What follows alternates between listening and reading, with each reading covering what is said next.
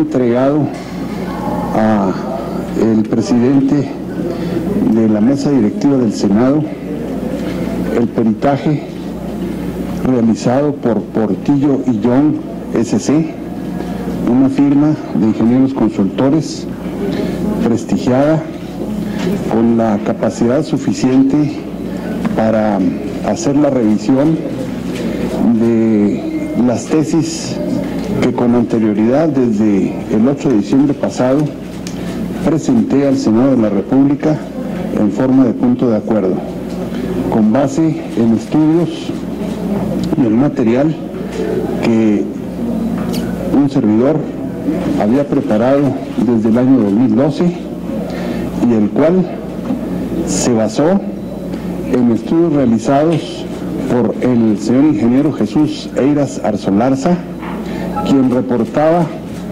desde los años 90 del siglo pasado que existe una sustracción, no podemos hablar de pérdidas, hay una sustracción de territorio nacional, según los cálculos del ingeniero, de 85,000 hectáreas en números redondos, y con esto una diferencia de más de 400 kilómetros en la línea fronteriza, los cuales reportan que esta línea en esa distancia están mal ubicados. Todo esto viene el día de hoy a presentársele a ustedes para informar por su conducto a la opinión pública y al pueblo de México sobre la real diferencia que existe en nuestra frontera, con base en aquellas tesis, lo cual hoy se confirma con los estudios realizados y de los cuales estaré entregando a ustedes el cuadernillo correspondiente con algunos de los mapas descriptivos de los puntos específicos de los errores en los vértices de la frontera que dan origen pues a esta problemática. También quiero dar a conocer a ustedes las conclusiones que presentan los ingenieros que realizaron el estudio, conclusiones que básicamente son las siguientes. Primero, los tratados de México con Estados Unidos que fijaron la frontera son básicamente dos: el de Guadalupe Hidalgo y luego, con una modificación dolorosa, el de la Mesilla. El de la Mesilla fue firmado, fue el último que se firmó, el 30 de diciembre de 1853 por el entonces presidente Antonio López de Santa Anna. En estos tratados se hace una descripción precisa y exacta de dónde estará establecida la frontera.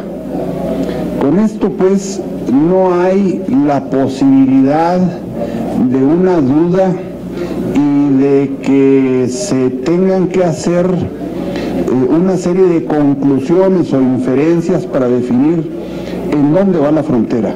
No, la frontera se describe topográficamente con absoluta precisión en los tratados correspondientes. Esto pues da lugar a que al ir a hacer la revisión de la ubicación que tiene la frontera actual, nos encontramos con diferencias que consisten básicamente en dos puntos. Uno, en la frontera de México con Estados Unidos, en el área de Juárez El Paso, en el estado de Chihuahua, y en donde se tiene una diferencia de 1,500 metros por 50 kilómetros, que arroja una diferencia de 8,000 hectáreas que están sustraídas del territorio nacional y que corresponden, que se encuentran ahora en el estado de Nuevo México y debieron estar en el estado de Chihuahua. Por otra parte, un problema que se presenta en el cruce del meridiano 111 con el paralelo 3120, lo cual no se da en esta forma precisa en la realidad, y hay un desplazamiento de 7 kilómetros. Estos 7 kilómetros de desplazamiento en este vértice de la frontera en Sonora con Arizona da una diferencia, según aquellos estudios, de 75,000 kilómetros, según estos una diferencia menor, cuyas cantidades se las daré en específico en unos momentos y también por escrito. Este estudio se hizo partiendo de una base muy sencilla. La frontera actual está monumentada, es decir, hay monumentos, mojoneras que están a cierta distancia, y en esa frontera tanto INEGI como la Comisión Internacional de Límites y Aguas pusieron equipamiento moderno con GPS, es decir, cualquiera que entre a el material publicado por SILA y por INEGI va a poder encontrar estos monumentos en la frontera. Al hacer la revisión de la ubicación de estos monumentos colocados de manera oficial por instancias mexicanas, encontramos que están mal ubicados. Y con base en eso, en comparar esta frontera monumentada con la frontera que establece el tratado, es que estamos señalando de estas diferencias. Lo grave es no solamente las diferencias que se tienen. Y hay dos aspectos que debemos resaltar. Uno, que estas diferencias ya fueron reclamadas por México desde los tiempos del presidente Porfirio Díaz a los Estados Unidos, y no se siguió la secuencia de estas notas diplomáticas presentadas por México. Pero lo más grave es que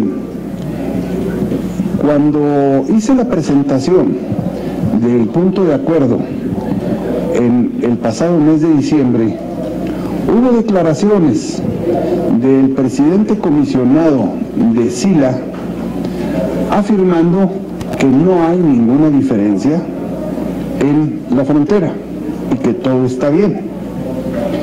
Con este peritaje estamos demostrando que la frontera está mal, pero no solamente que está mal, sino que de una manera absurda se trata de esconder, camuflar o ignorar que existen estas diferencias. Y lo más grave es que lo hace justamente quien está comisionado para cuidar y resguardar los límites del territorio nacional, para que estos no sean movidos, cambiados o ubicados en un lugar que no corresponda al que establecen los tratados, que los tratados son la ley. Esto pues lo señalo porque me parece que en esto está implícito no solamente territorio nacional, 436 kilómetros de frontera que está mal ubicada, una pérdida que no es pérdida, sino una sustracción de territorios. No podemos declararlos perdidos, están sustraídos, se están restando del territorio nacional, y hay que sumarlos ahora mediante una acción que los reincorpore. Esto implica toda una serie de gestiones del gobierno de México con el de Estados Unidos para hacer las correcciones. ¿Que es problema? Sí es problema. ¿Que es difícil? Sí es difícil. Pero estamos obligados, todos los mexicanos, estamos obligados, los senadores y las senadoras, está obligado el Senado de la República y está obligado el Poder Ejecutivo a hacer las gestiones para hacer la reincorporación del territorio nacional que está sustraído. Me parece que no es ocioso señalar que quien mueve los monumentos y la señalización que demarca el territorio nacional y quien pretenda hacer engaño con esto queda incluido en el artículo correspondiente que señala el Código Penal Federal de traición a la patria. Me parece que las traiciones a la patria fueron ya bastante costosas por quienes firmaron aquellos tratados en el siglo XIX. Lo acabo de mencionar al inicio de esta conferencia. Y me parece que en el siglo XXI nadie, estoy seguro que ningún mexicano está dispuesto a ceder un palmo de terreno o a que de facto ese terreno esté bajo el dominio de un gobierno, de una nación que no sea México.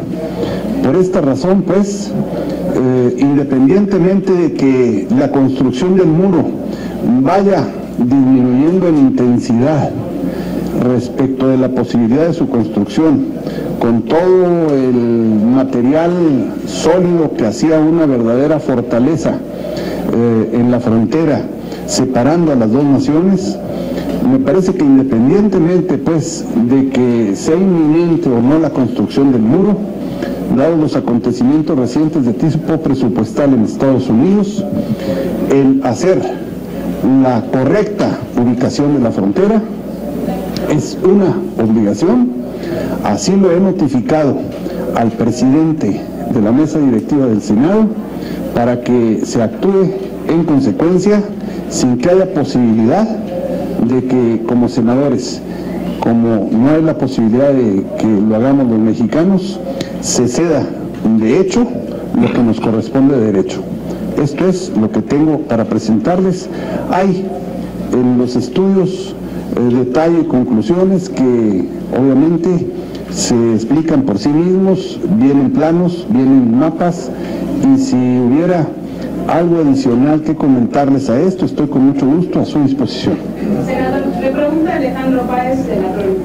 Senador, ¿quién sería el responsable directo de hacer uso de vaya a quien tendría que actuar para poder interponer un juicio, no sé qué, y si recurrirían a instancias internacionales en caso de omisión o de que no hicieran caso del gobierno federal, si este asunto de alguna manera retrasaría también la construcción del muro con un eventual juicio de instancias internacionales?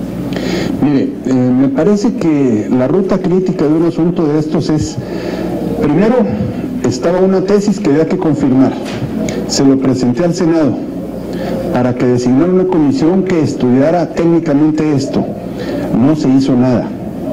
Presenté el punto de acuerdo, lo mandaron a una comisión y como sucede en muchos casos de puntos de acuerdo, eso se queda congelado en la Antártida de una comisión o consumiéndose en las llamas de los infiernos sin ninguna posibilidad de salir de ahí. Visto esto y vista la importancia que tiene el asunto, me aboqué personalmente a contratar a quien hiciera estos estudios. Los estudios no dan en forma precisa la confirmación de las tesis anteriores y establecen el porqué. No quiere decir que las diferencias no existan en toda la dimensión que se habló antes, 85,000 hectáreas.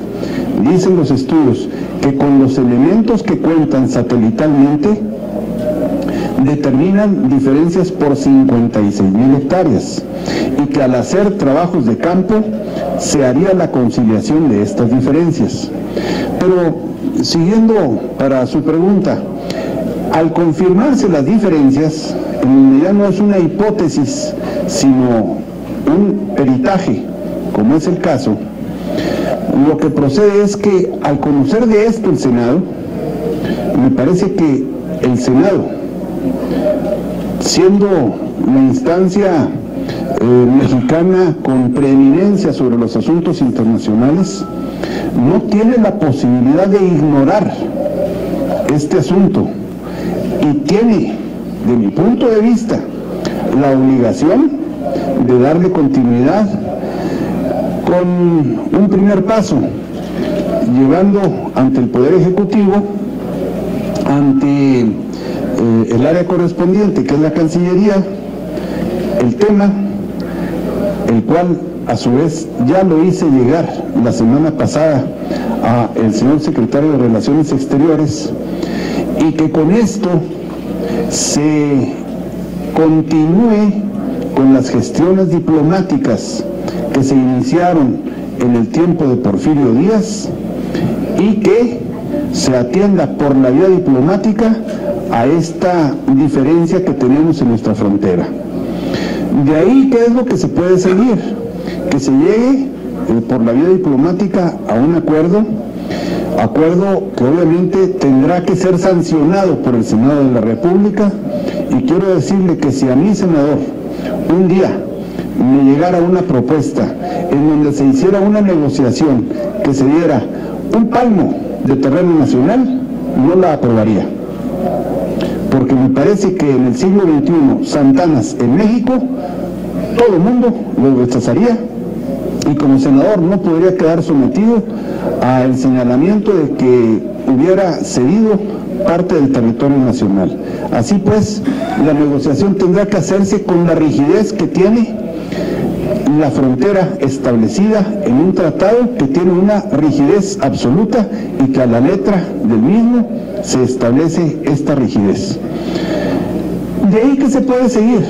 Lo que se puede seguir es que venga una cuestión ya judicial, litigiosa, y no sería la primera vez que México presentara un asunto de esta naturaleza ante los tribunales internacionales.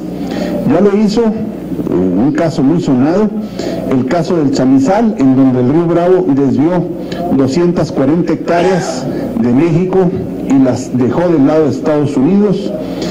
El presidente Benito Juárez hizo ese reclamo y duraron muchos años esos litigios, pero el Tribunal de la Haya le dio la razón a México, y al final se hizo la devolución de esos territorios que habían sido sustraídos del territorio nacional por un accidente ideológico. Espero con esto haber dado respuesta a su pregunta. ¿Alguien más quiere preguntar? ¿No? No tendríamos más preguntas. Nada más quiero confirmar pues que...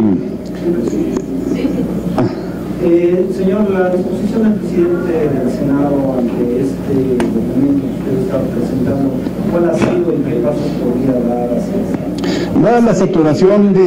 En vista de que no hay pleno de aquí hasta septiembre. Sí, dada la saturación de temas que tuvimos al cierre del último periodo ordinario de sesiones, el material lo hice llegar por escrito con la epístola correspondiente, y no he tenido una comunicación personal sobre este tema con el presidente de la mesa directiva, pero esperamos que ya en este remanso del receso se tenga la posibilidad en la directiva de ir dándole el curso correspondiente a estos materiales. Muchas gracias.